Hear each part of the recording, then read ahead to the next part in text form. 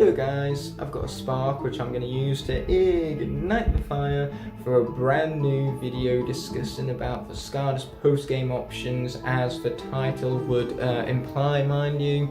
So yes, with that being said, this is not a formalized ranking of the post-game options. I've done that already, as I did cut down my top 10 favorite post-game options, but this is more so a discussion-based video instead, just breaking down and analysing the different post-game options of Skylanders, so hopefully you all can learn something from this discussion, and better yet, contribute. I really want to hear about what you guys think about the Skylanders post-game options in the comment section below, so go on ahead, don't be shy.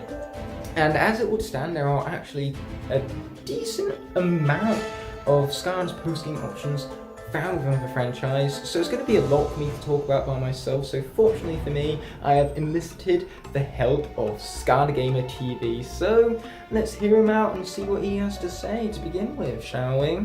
Well, thanks for having me on the channel, Ignite the Fire. I think a collaboration between the two of us is long overdue, but anyway, let's get into some of the stuff you can do after the games in Skylanders.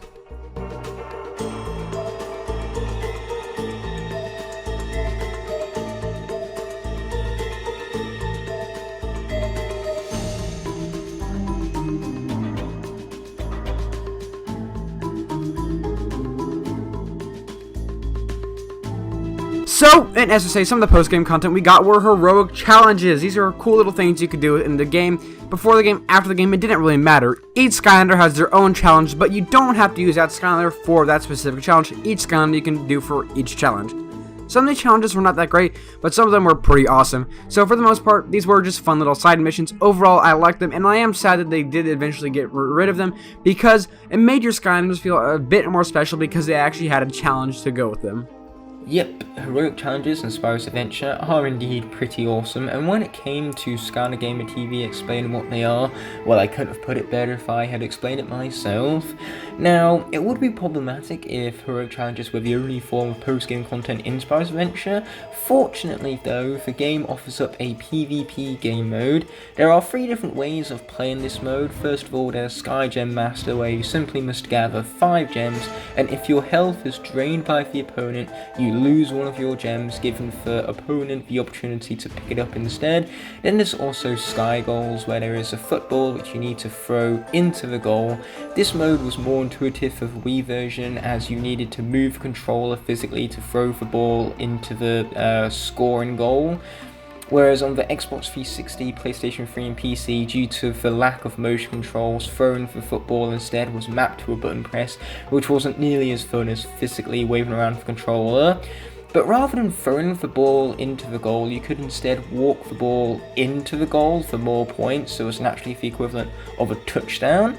But when in possession of the ball, your movement speed was decreased, and if you ran out of health, you lost the ball. So it's always a high risk, high reward. Do you throw it, so you're guaranteed for 3 points for throwing off the ball into the goal, or do you risk trying to run up to it and losing all your health in order to get the 7 points instead?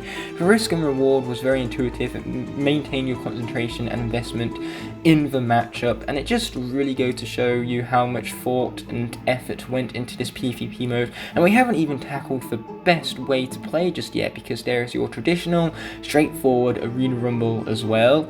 Here your Skylanders simply use their attacks to duke it out and defeat the other in combat. The only problem with the entirety of this mode was just how unbalanced the characters were. Drobot's rate of fire was notoriously too high to deal with. Bash could defeat most characters in just 4 or 5 hits, and Flameslinger's speed was too intense for Sky Goals, not to mention with the ball he could just run on fire and make it very difficult for your opponent to attack back. But that didn't take away from how much of a blast it was to defeat your friends with your Skylanders.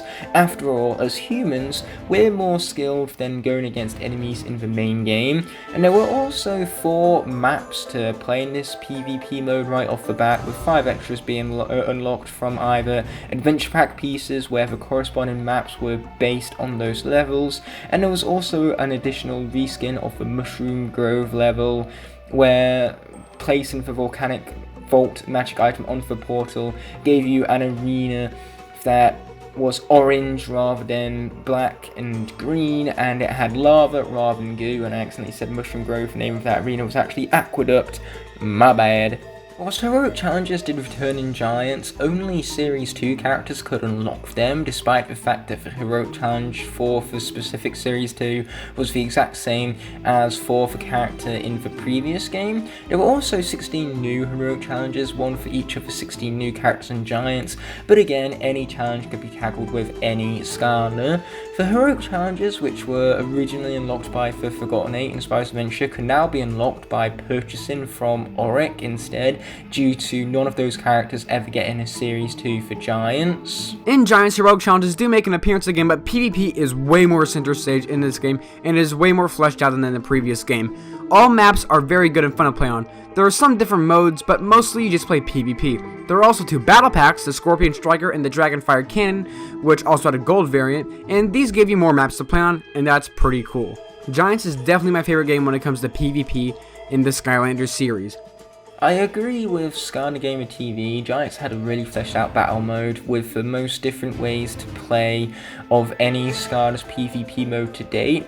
This version of PvP introduced for the first time Ring Out, where you built up power by hitting the opponent with your attacks, and once a super punch was saved up, you could hit your opponent once again and send them flying, the aim of the game being to knock your opponent out of the arena.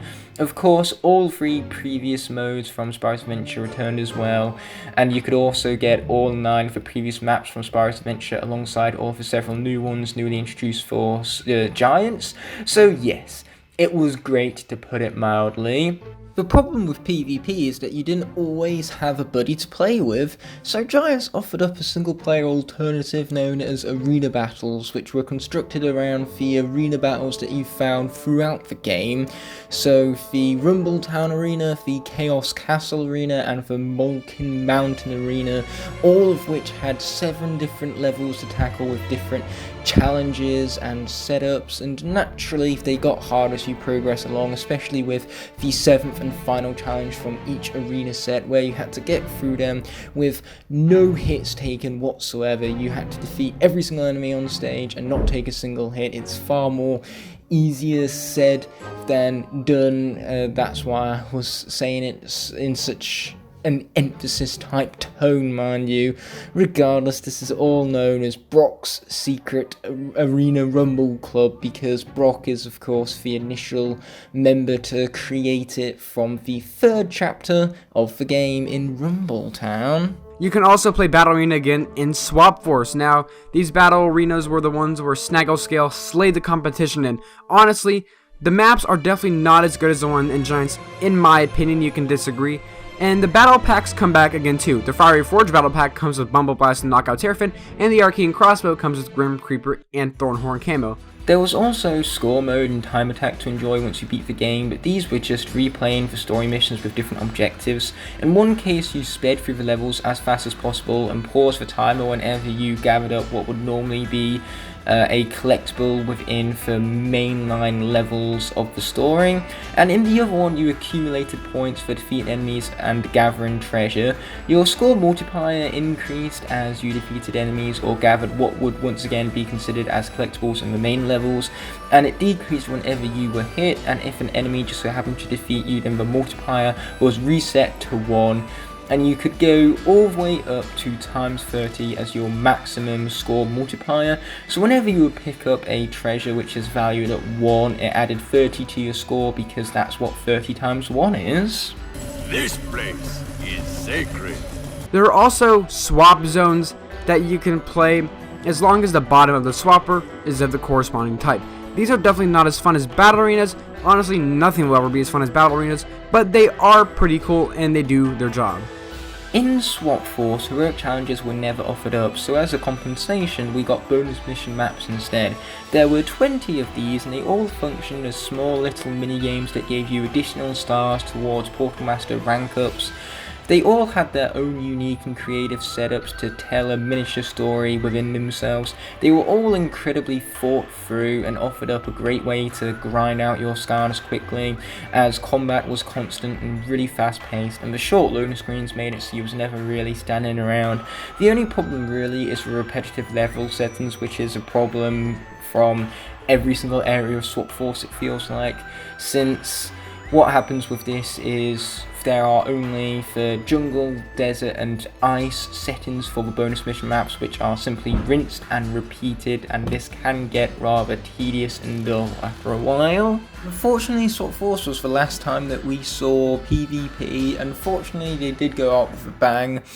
There is some flaws with it still, once again, the new arenas given in this game are jungle, desert and ice themed, just like the entirety of this game, it feels like. So the arenas do lack inspiration, it feels, but they have plenty of hazards and chaos to still keep you invested inside of these battles and of themselves.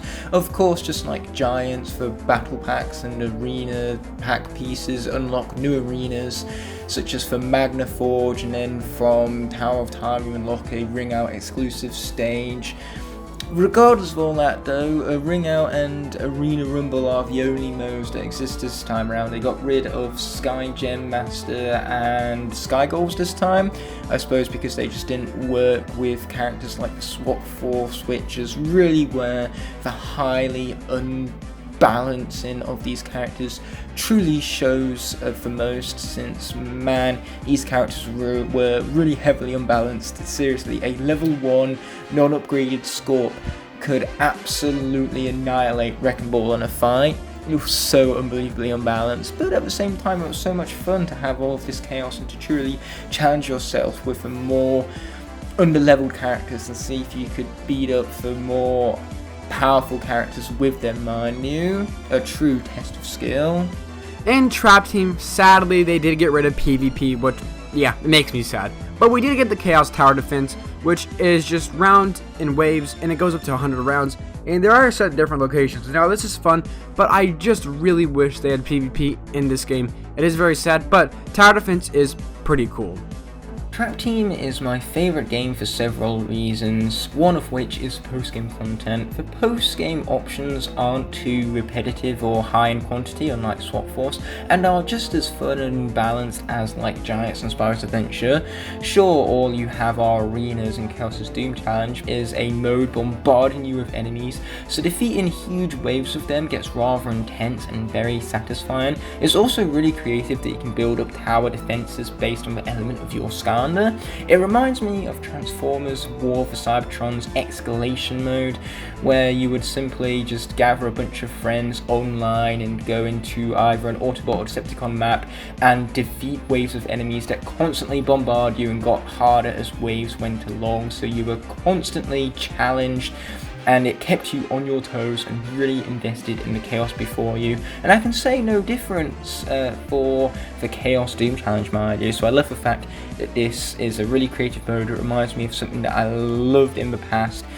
And naturally, I really wish Chaos Doom Challenge returned in later games so we could play with the more chaotic characters like the Senseis to deal with the bombardment of enemies, mind you. That would have also been really fun, but they took something which is already fun and having the villains in arenas makes them even more fun and adds that extra layer of strategy to your gameplay.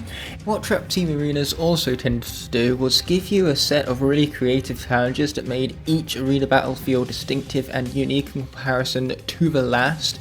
It made sure that you was always playing with fresh objectives, in other words, and naturally the developers took all of these different ideas such as artillery strikes and giving you a football to where whenever you possess it, it buffs up your attacks, and it combined the two of these modes to create the awesomeness that you see before you. Like, even Jetvac is great when he's buffed up, even Jetvac.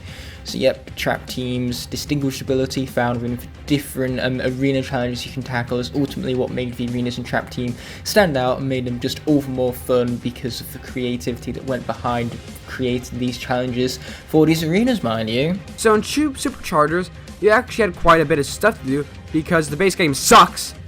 It's just a joke, don't worry Supercharger fanboys. But Hugo and Tessa both give you challenges, and sometimes Buzz can also give you quests as well. There are also Supercharger quests, where you have to use a Supercharger Skylander and their vehicle to do the challenges. And last, and probably least, in my opinion, is racing. I'm gonna be honest, I've never liked racing games that much, and Superchargers does not fix that at all. If you like racing games, however, this is gonna be fun for you, most likely. And it's a cool thing you can do after the game, but for someone like me who doesn't like racing that much, obviously, you know how I think about that. Yep, Skylander Gamer TV basically covered it all when it came down to superchargers, but with the racing at least, it was online, so being able to play against any fellow Portal Masters from across the world for the first time was really cool, and this could be done with the main missions in the game as well, so you could play cooperatively at any point via online with any Portal Master around the planet. And the racing tracks also felt heavily Skylanders inspired, as they were based on things previously seen in the Skylanders world, making these tracks really feel a part of this world and unique to this game. Mario Kart isn't similar in the slightest. You have tracks based on Future of Skylanders, the Cloud Breather's Crag, Gladfly Glades, the Mystic Vault, for Frostfest Mountains even, Chef Zeppelin, etc, etc. There are even some trophies for racing that give you extra racing levels, and a Chaos Cup, which gives you the ability to play as Chaos in the racing levels in the Sky ones, which is pretty cool, honestly. And in Imaginators, quests come back again, and the brain gives them to you, and to my knowledge, I think he can give you an endless amount of quests, but maybe there's a limit. I've probably never done more than 2 in a day. And racing is back again, and every racing level is available in the base game of Imaginators, including the racing levels you had to buy trophies for in the previous game. Dang, if you actually bought those trophies for the racing part, that has to suck, but for me, I personally bought the trophies for characters. It's not that big of a deal. I have nothing to add about Imaginators, so it's time to wrap up this video without further ado. Massive thank you to Skylander Gamer TV for helping me out with this collaboration. But as you can see, there is a bunch of stuff you can do after the game in Skylanders. Ignite the Fire, thanks for having me on the channel. Anyone who's watched this video, I hope you guys have a great day, and thank you guys for listening to me. Oh wow, would you look at that, my face is back. Anyway, definitely be sure to go check out Skylander Gamer TV. The link is in the description as always. He makes some incredible Skylanders content, and I for one can ensure its quality because I did a collaboration with him over on his channel, so that video is automatically the best one on the entirety of this channel. I mean, it's got me in it, so you can't go much wrong with that now, can you? And I'm very humble about how awesome I was in that video too, you know, that skill is unparalleled. But regardless of all that, yes, we ranked every major NPC together on Skylander Gamer TV's channel, so go check that out, go subscribe to the channel if you haven't already. And with that all being said and done, thank you all so much for watching. I will of course be seeing you in another video, and until that moment arises, peace.